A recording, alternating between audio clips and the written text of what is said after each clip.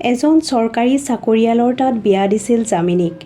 তথাপি নিজৰ সন্তানটিক আনৰ ঘৰত ধান জাৰি ঘৰ কাঠি মচি কানি কাপোৰ ধুই ডাঙৰ কৰিবলগীয়া হৈছিল। জটিলতাৰ আওভাও বুজি নোপোৱা যামিনীৰ গাৰ ৰংটো ক'লা আছিল যদিও মনটো সিমানেই চাফা আছিল। শহুৰহঁতৰ ঘৰ বুলিবলৈ তাই আৰু গিৰিয়েকে আছিল। গিৰিয়েকে ঘৰৰ পৰা অলপ দূৰত চাকৰি কৰিছিল। মানে মাহত এবাৰ বা দুবাৰহে আহিব পাৰে। সদায় অহা যোৱা কৰিব নোৱাৰিছিল। গিৰিয়েক নাথাকিলে তাই ওচৰৰ ননদ এজনীৰ মাতি আনি ৰাতি লগত ৰাখে। ইচ্ছা কৰিলে গিৰিয়েকে তাইক লগত লৈ গৈ ভাড়া ৰুমত ৰাখিব পাৰিলহেঁতেন। কিন্তু তাই দেখাত ক'লা বাবেই হয়তো সি বন্ধুবৰ্গৰ আগত নিবলৈ লাজ কৰিছিল। তাইও হয়তো কোনোদিনেই লগত যাম বুলি কোৱা নাছিল। গিৰিয়েকে যিটো ভাল পায় তাই সেইটোকে মানি লয়। এনেকৈয়ে গিৰিয়েকে মাজে মাজে আহি ঘৰৰ অলপ বজাৰ পাতি দি থৈ যায় আৰু নথকা কেইদিন ওচৰৰ ননদজনীৰ লগত থাকে। বিয়াৰ প্ৰায় ৬-৭ মাহমান যোৱাৰ পিছত যামিনী গৰ্ভৱতী হ'ল। এই ভাল খবৰটো গিৰিয়েকক তাই অতি উৎসাহেৰে কৈছিল। কিন্তু গিৰিয়েকে খবৰটো শুনি যিমানখিনি সুখী হ'ব বুলি তাই ভাবিছিল সিমানখিনি সুখী হোৱা নাই বুলি তাই অনুমান কৰিছিল। লাহে লাহে দিনবোৰ যাবলৈ ধৰিলে। গৰ্ভৱতী তিৰোতা এজনী ঘৰত অকলে থকা বুলিও কিন্তু গিৰিয়েকে আগৰ দৰেই মাহৰ মূৰত এবাৰ বা কেতিয়াবাহে দুবাৰ ঘৰলৈ আহিছিল। বাৰু যিয়ে নহওক সিহঁতৰ জীৱনলৈ এটা খুব মৰম লগা ল'ৰা সন্তান আহিল। নৱ বিবাহিত দম্পতী এহালৰ মাজলৈ যেতিয়া সন্তান আহে তেতিয়া সন্তানৰ বাবে মৰম দায়িত্ব সকলো বাঢ়ি যায়। কিন্তু যামিনীৰ ওলোটাহে হৈছিল। সন্তানটোৰ জন্মৰ পিছৰে পৰা গিৰিয়েকে ঘৰলৈ অহাটো কমাই দিছে। ৩-৪ মাহৰ মূৰত কেতিয়াবা আহিলেও এদিনত বৰ দুদিন থাকিব নিবিচাৰে। ওচৰৰ মানুহে তাক দেখিলে কয়, কেঁচুৱাটো সৰুৱে আছে, তই অলপ ঘনকৈ ঘৰলৈ আহিব লাগে। আৰু তেতিয়া সি মুখেৰে একো নামাতে। যামিনীয়ে ক'লেও কয়, মোৰ অফিচত কাম বহুত, আহিব নোৱাৰোঁ। কেঁচুৱা এটা থাকিলে কানি কাপোৰ চাৰ্ফ চাবোনকে আদি কৰি অলপ খৰচো বাঢ়ে। আৰু গিৰিয়েকে যদি ৩-৪ মাহলৈ নাহে তাইৰ অলপ চলা মিলা অসুবিধা হয়। কাকো ক'বও নোৱাৰে। লাহে লাহে ল'ৰাটো মুখত ২-এটা বস্তু দিব পৰা হৈছে। কিন্তু পইচা পাতি হাতত নাথাকিলে তাইনো ক'ৰ পৰা খুৱাব। এবাৰ ককায়েকে তাইৰ ঘৰলৈ আহি দেখিলে যে ঘৰখনত বজাৰ পাতি একো এটা নাই। যামিনী যেন আগৰ দৰে চাফ চিকুণো হৈ থকা নাই। ককায়েকে তাইক সুধিলে, তোৰ কি হৈছে? কিয় এনেকৈ আছ? টকা পইচাৰ অভাৱ হৈছে নেকি? তেতিয়া যামিনী কান্দিবলৈ ল'লে। ককায়েকক ক'বলৈ ধৰিলে, মানুহজন ঘৰলৈ নহা হৈছে দাদা। মোৰ কাৰণে নকওঁ, কিন্তু নিজৰ ল'ৰাটোৰ কাৰণেও মৰম চৰম নাই। আজি ৬ মাহ ঘৰলৈ অহা নাই। কিয় নাহে তাকো নাজানো। ল'ৰাটোৰ নামত যে কিবা এটা নীতি নিয়ম কৰিব লাগে তালৈ কাণসাৰ নাই। তেতিয়া ককায়েকে তাইক ক'লে, তই এইবোৰ কথা আমাক কিয় জনোৱা নাছিলি? তেতিয়া তাই ক'লে, মোৰ গাৰ ৰংটোৰ বাবে তহঁতে মোৰ বিয়াৰ নামত বহুত হাবাথুৰি খাইছ। কিবাকে বিয়াখন দিলি। এতিয়া বিয়াৰ পিছতো মোৰ কাৰণে তহঁতক অশান্তি দিবৰ মোৰ অলপো মন নাযায়। ককায়েকৰ দুখ লাগিল। তাইক অলপ বজাৰ পাতি কৰি দি তাইৰ পৰা এড্ৰেছটো লৈ গিৰিয়েকৰ চাকৰিৰ জাগাত ওলালগৈ। তাত গৈ ককায়েকে তাক সুধিলে, তুমি কিয় তেনেকুৱাখন কৰি আছা? ঘৰলৈ কিয় নোযোৱা? নিজৰ মাইকী নিজৰ সন্তানটোলৈ অলপো মনত নপৰে নেকি? সিহঁতে কি খাইছে কি পিন্ধিছে জানিবলৈ মন নাযায় নেকি?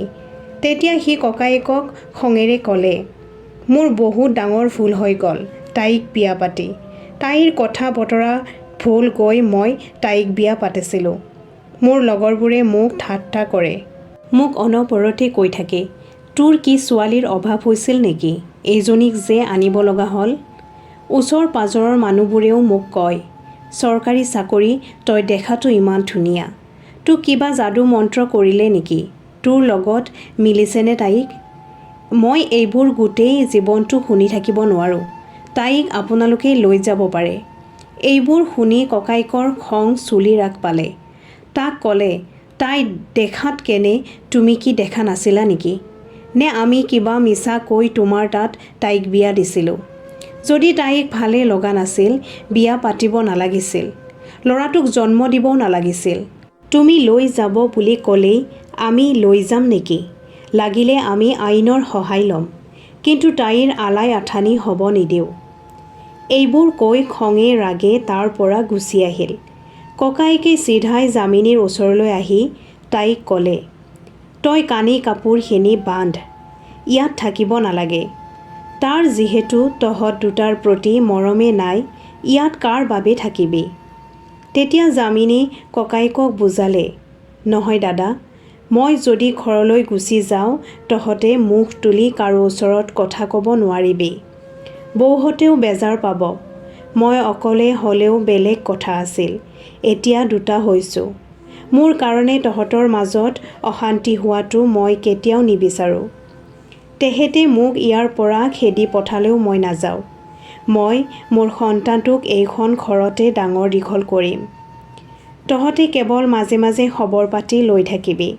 মই চলিব পাৰিম যেনেকৈ নহওক। কেতিয়াবা কিজানি মানুহজন ঘূৰি আহে, সেই আশা মনত বান্ধি বাট চাই থাকিম। ককায়েকৰ লগত তাই নগ'ল। তাই ল'ৰাটোক বুকুত বান্ধি তাতেই দিন কটাবলৈ ধৰিলে। মাজে মাজে তাইৰ গিৰিয়েকলৈ বহুত মনত পৰে, কেতিয়াবা কান্দে। কিন্তু তাই সেইটো জানে যে কান্দিলে জানো মই বিচৰা ধৰণে জীৱনটো সলনি হৈ যাব। প্ৰায় 2টা বছৰ পাৰ হৈ গ'ল। ইতিমধ্যে তাই গিৰিয়েকৰ সকলোবোৰ কথা গম পাই আহিছিল। আচলতে বিয়াৰ 2-3 মাহ পিছতে তাইৰ গিৰিয়েকে এজনী ছোৱালীৰ লগত চিনাকি হৈছিল। অতি কম দিনৰ ভিতৰতে প্ৰেমতো পৰিছিল দুয়োজনে। ছোৱালীজনীয়েও তাৰ বিয়াৰ কথা গম পায়ো তাৰ লগত সম্পৰ্কত আছিল। দুয়ো একেলগে থাকিবলৈ লৈছিল ভাড়া ৰুম লৈ, যাৰ বাবে সি নিজৰ পত্নী পুত্ৰকো পাহৰি যাম বুলি তাইক প্ৰতিশ্ৰুতি দিছিল। আৰু এইবোৰ গম পায়ো যামিনী নীৰৱে আছিল, কাৰণ তাই বুজি পাইছিল বৰ্তমান সময়ত মানুহৰ গুণতকৈ ৰূপৰ মূল্য বেছি। যামিনী সমাজক সাক্ষী কৰি বিয়া হৈ আহিছিল। গিৰিয়েকৰ ওপৰত তাইৰ সম্পূৰ্ণ অধিকাৰ আছে, কিন্তু তাই সেই অধিকাৰ বিচাৰি যোৱা নাই, কাৰণ অধিকাৰ সাব্যস্ত কৰি তাই নিজৰ লগতে গিৰিয়েকৰ জীৱনটোত আৰু খেলিমেলি লগাব বিচৰা নাছিল। যিজনী মহিলাৰ বাবে নিজৰ পত্নী পুত্ৰক পাহৰি গৈছে, সেই মানুহজনৰ মনত সোমোৱাটো অসম্ভৱ হ'ব বুলি তাই বুজি পাইছিল। ওচৰ পাজৰৰ মানুহে তাইক কয় যে ল'ৰাটোক কেনেকৈ ডাঙৰ দীঘল কৰিবি, পঢ়াবি শুনাবি কেনেকৈ, তাৰ ওপৰত এটা কেছ দিলে অন্ততঃ পইচাকেইটা পাই থাকিবি। তেতিয়া তাই লাহেকৈ কয়, মানুহটোৱে মোৰ হৈ নাথাকিলে যেতিয়া, তাৰ লগত যুঁজি মেলি পইচাকেইটা আনি কি শান্তিত খাম? ভগৱানে দেখাত ধুনীয়া কৰি নপঠালে যদিও হাত ভৰিখিনি ঠিকে দিছে। মই আনৰ ঘৰত কাম কৰি তাক ডাঙৰ কৰিম, তাক পঢ়াম, মই তাক ভাল মানুহ কৰিম। মই কেতিয়াও কাৰো ওচৰত হাত নাপাতো ল'ৰাটোৰ বাবে। মাক হোৱাৰ সম্পূৰ্ণ দায়িত্ব পালন কৰিম। কেৱল মই বিয়া হৈ অহা এই চোতালখনলৈ যদি কেতিয়াবা কোনোবাই মাটিৰ ভাগ বিচাৰি আহে, সেইদিনা মই দুৰ্গাৰ ৰূপ ল'ম। এই মাটি, এই ঘৰ কেৱল মোৰ ল'ৰাটোৰ, ইয়াত আন কাৰো অধিকাৰ নাই। লাহে লাহে দিনবোৰ যাবলৈ ধৰিলে। যামিনী আনৰ ঘৰে ঘৰে কাম কৰি ল'ৰাটোক ডাঙৰ কৰিলে। সঁচাকৈয়ে যামিনী ল'ৰাটোক খুব ভালকৈ গঢ় দিলে। তাক কোনোবাই কিবা উপদেশ দিলে তৎক্ষণাৎ সেই কামটো কৰি দিয়ে। ডাঙৰৰ আজ্ঞা মানি চলে। পঢ়া শুনাটো সি খুব ভাল। সকলোতকৈ ডাঙৰ কথা, মাকে তাক নাৰী জাতিটোক সন্মান কৰিবলৈ শিকাইছে। সি প্ৰত্যেক নাৰীকে সন্মান কৰে। মানুহৰ মুখে মুখে তাৰ প্ৰশংসা শুনি মাকৰ মনটো আনন্দৰে ভৰি পৰে। সকলোৰে আশীৰ্বাদত সি এটা চৰকাৰী চাকৰিও পালে। চাকৰি পোৱাৰ পিছতে মাকে তাৰ বাবে কইনা চাই বিয়াও ঠিক কৰিলে। মাকে তাক বিয়াৰ চিঠিখনত দেউতাকৰ নামটো দিবলৈ ক'লে। সি তেতিয়া মাকৰ ওচৰত বহি ক'লে, মা, মোৰ কাৰণে তুমিয়ে মা, তুমিয়ে দেউতা, তুমিয়ে মোৰ ভগৱান।